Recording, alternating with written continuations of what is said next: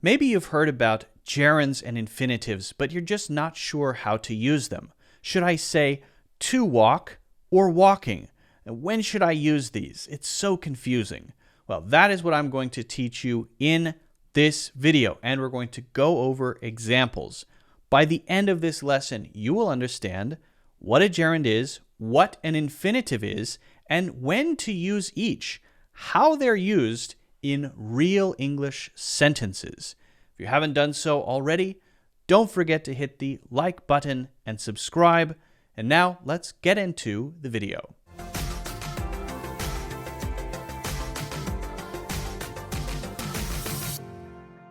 The question is, what is the difference between to walk and walking?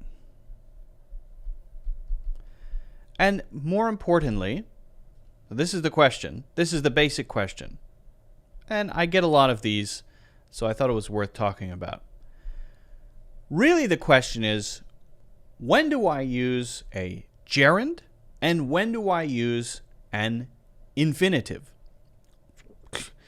What is a gerund and what is an infinitive? Okay, that's a good place to start.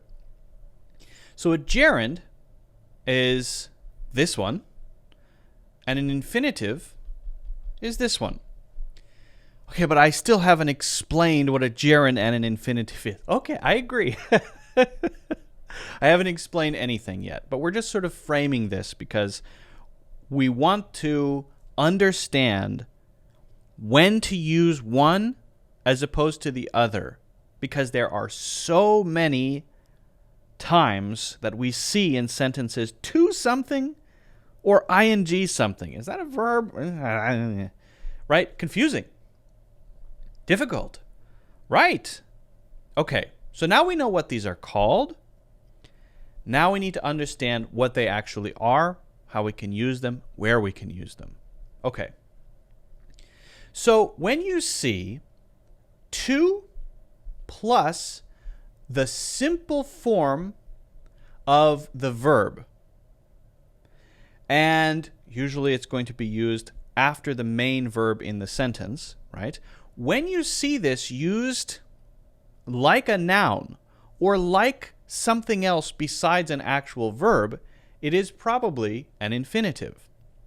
Now, it can be used like an adverb, it can be used like an adjective, but most often it's used like a noun. Okay? Most often it's used like a noun. Okay? So that's basically what an infinitive is. It looks like a verb, but it's not actually used like a verb.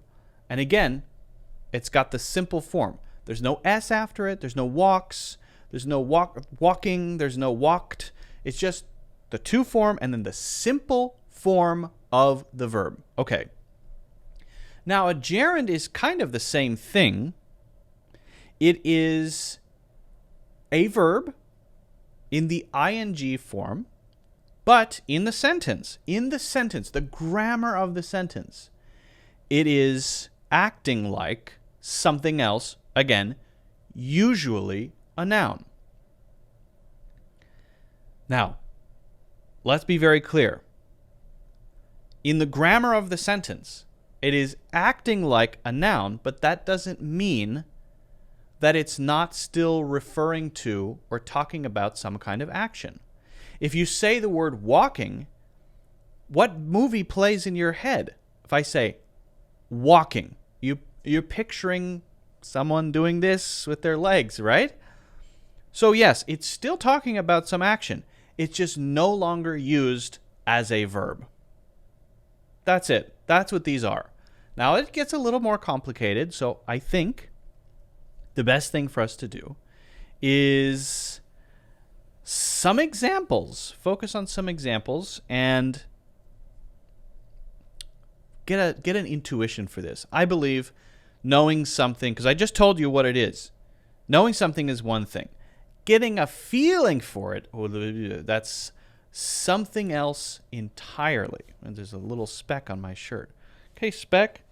Hey, speck. There's a speck on my shirt. Is that speck part of my shirt? Or is it part of me? I am the speck. identify with the spec. So let's make some simple sentences, all right? I like to, that's a K, walk. All right. I like walking. Okay, so we'll start here. We're going to give more examples. We're going to go through more examples here, but we need to understand this. So here, I is what we call the subject of the sentence. And the subject of the sentence is the thing that is doing the action of the main action of the sentence, right? So if I say, I ate pizza, I am the subject. Okay, what is my action? Ate. Okay, what is the thing that I'm eating? Pizza. Okay, so that's a simple sentence, and that's what we refer to as the good old SVO. Not every sentence has SVO, but it's a good basic structure to keep in mind for English sentences. You got the subject, the verb, and the object. So our main, the thing or person that the sentence is about or doing the action is I. The main verb in this case is like. Okay. Now, if this is the verb of the sentence, then what is this? This looks like a verb. This is a verb, but it is no longer a verb in the grammar of the sentence. Why is that? Because we are talking about an activity, and we could replace this activity with a thing. So if I cross this out and I write the word pizza here, the grammar of the sentence doesn't change at all. I like pizza. I like pizza. I like to walk. So here you can see, oh, actually then to walk is acting just like a noun, just like the object. This is the object of the sentence. Oh, okay, the object of the subject, or the complement of the subject. Okay, so subject, verb, object. I like pizza. I like to walk. Okay, that's pretty simple. That's pretty straightforward. Now, would this change? Would like change if we changed I? For example, she. Yes, she, and then it would be what? Likes. If it's in the past tense, then it would be she liked, right? Does this ever change? She likes to walk. She liked to walk. I like to walk. It never changes. The infinitive is always the same. It is the basic, the simplest form of the verb. And in this case, you can see it is basically functioning as a noun, as in this case, the object of the subject, okay, of the verb. Okay. What about the next one? I like walking. Well, let's ask the question, can we replace walking with pizza? If this is pizza, I like pizza, I like walking. I like pizza, I like walking. Yes. Yes, okay, great. Same thing, if we say she, it would be she likes pizza. She likes walking. So we're talking about walking as an activity, and in that sense, that activity is a thing, although it does still refer to some action, just not functioning as a verb in the sentence. It's functioning as a noun in the sentence. Okay, so this is it. This is the basic sort of idea of gerunds and infinitives, but now it gets a little bit more complicated. Because if we have the verb like, then it doesn't matter if we use to walk or walking. They're the same. However, if this verb changes, things get a little bit more complicated. So, for example, I need. Now, if we want to say the verb know, should we say knowing or to know? Should we say knowing or to know? I need to know. Okay? It's basically the same idea, right? Same idea, but we've changed the verb here. And because we've changed the verb here, we have to use the to form. We have to use the infinitive. We cannot use the gerund. Knowing. I need knowing. Doesn't make sense. Okay? But if we use a different verb, then we would have to use the ing form. Now, how do you figure that out? When should I use the gerund and when should I use the infinitive? You have to just remember them. You have to know which verbs go with gerunds, which verbs go with infinitives, and which verbs go with both. Because there are some verbs that go with both. Not that many, but more of them go with one or the other, but some go with both.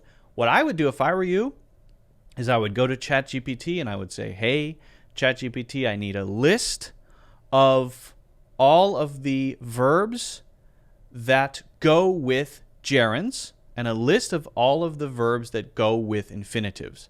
And just try to remember that list. Read through it a few times. Try to get a feeling for it. Okay? All right. So that's the basics of this. But now let's get into still a little bit more complexity, unfortunately. If you have any questions about this, let me know. But those are the basics. Now, you will sometimes see something like this. We're going to stick with walk, right? Walking is healthy. Okay. So is this a sentence? It is. It is. This, instead of being the object, is called the subject complement. I think that's right. The complement of the subject. Yeah, I think that's right. Getting my grammar words straight. But it's still the same basic idea. You have the verb in the middle, and then you have the subject at the beginning, and then whatever that's related to at the end, either the object or the subject complement or complement of the verb. Yeah. I'm a teacher, but I sometimes get my grammatical terms mixed up. Okay. So, can we replace, let's do the same exercise. What I want to know is, can I replace this word walking with a thing? Pizza is healthy. And the answer is yes. Okay. So it is functioning as a noun. In this case, it is functioning, rather than being the object, it is functioning as the subject. Pizza is healthy. Walking is healthy. Now, it could be much, much longer. If you wanted to make it longer and you would have a phrase here, it would still be the same thing. Walking outdoors during the summer is healthy. Then that whole phrase, walking outdoors during the summer is healthy. That whole phrase, up to summer, before is, that is a phrase, right? That whole thing is a noun phrase that is functioning as the subject of the sentence. It doesn't change the grammar of the sentence at all. It's longer, but it's the same thing. It's the same thing as saying pizza is healthy or walking is healthy. It's just more words, right? Because you could replace that whole thing with walking or pizza, and it's still grammatically, it still all makes sense, right? Now then the question would be, okay, so if I can put walking at the beginning as the subject, can I put then to walk is healthy? To walk is healthy. And the technical answer is yes.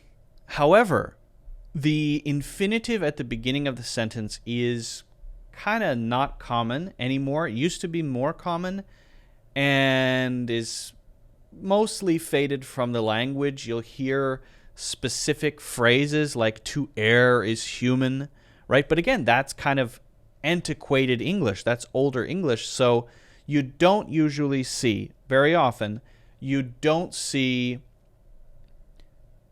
to plus the verb at the beginning if it is being used as an infinitive, right? Now you will see this used in a different way, meaning in order to, right? to get home before dark, I need to, right? But that's different. That's a different thing, okay? So we're not going to focus on that.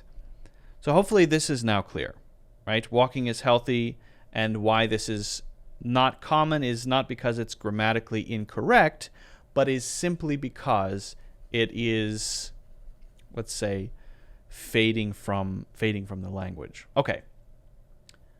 Let's do a couple of examples to try to understand a little bit more about the gerund infinitive difference, right?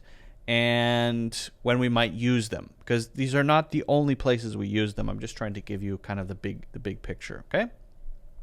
So let's do it's healthy to walk. And let's also do I'm not interested in walking. Two interesting cases here for gerunds and infinitives. So here we have the infinitive, right? But the structure is a bit different. It is healthy. Well, we've already established that that works by itself, right? It is healthy. It's healthy. It is healthy. Okay. To walk, then, continues that idea. It is using the infinitive here after the adjective. And often after an adjective, you will see an infinitive adding information about the action, right? So it's not being used exactly as a noun here. All it is doing is adding information about the action and or about the main meaning of the sentence. In this case, that we're talking about health, right? It is healthy to walk, adding a detail that's important. It is still not the main verb of the sentence. The main verb of this sentence is still is, right here. It's still that, right? So you'll often see this after the adjective, again, for context or for people to know what exactly we're talking about, okay? Now, what about this one? I'm not interested in walking. So you will see often a gerund after a preposition like from, for, to, at, with, by, right? These are prepositions, and you'll often see after a preposition the gerund form, right?